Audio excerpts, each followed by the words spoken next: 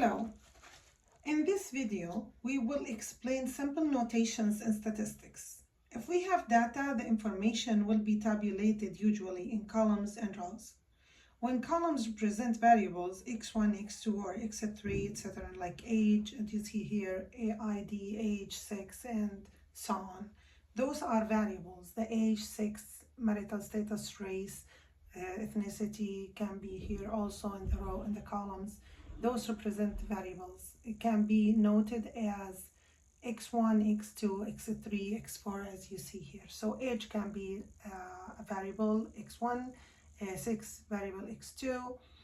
So the ID represent a variable also, and it represents a serial number, that a unique number for each participant. Each row here, however, represent the observation and the information about each participant. So if we look here, the ID end with the sample size. So N is the sample size,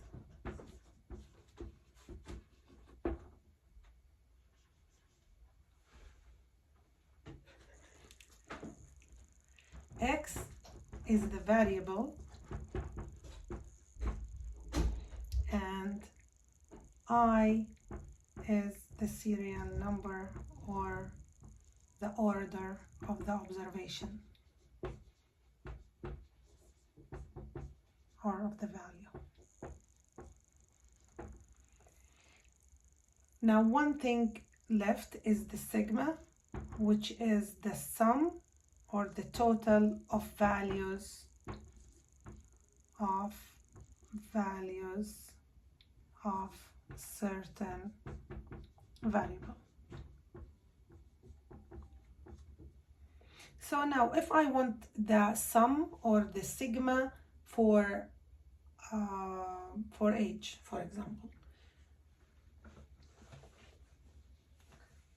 I'll remove those so I can find the sigma or the total, and we will summarize them again. So the sum of x1, which is age, I'm gonna put it here.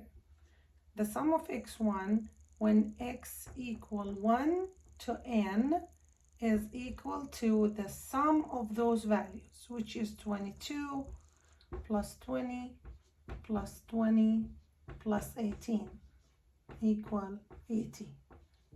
If you sum those values, it's going to be 80. Now, I just want to repeat what I said. So imagine that we have a SPSS data sheet, or we have Excel data sheet, and we will have something similar to this organization with columns and rows. So now, the columns represent the variables, which is x1, x2, x3, x4, based on the number of variables that we collected. And each row represents the observation or information about each participant. So this is participant number 1. You will have all the information for participant number 1 in the row number 1. Participant number 2, you will have all the information about participant number 2 in row number 2, and so on. Now the last number in the ID represent the N. So N, as we said here, N is sample size. So the first notation is N, sample size. We have also I, which is the order. And we will have also X, which is the variable, and sigma, which is the total.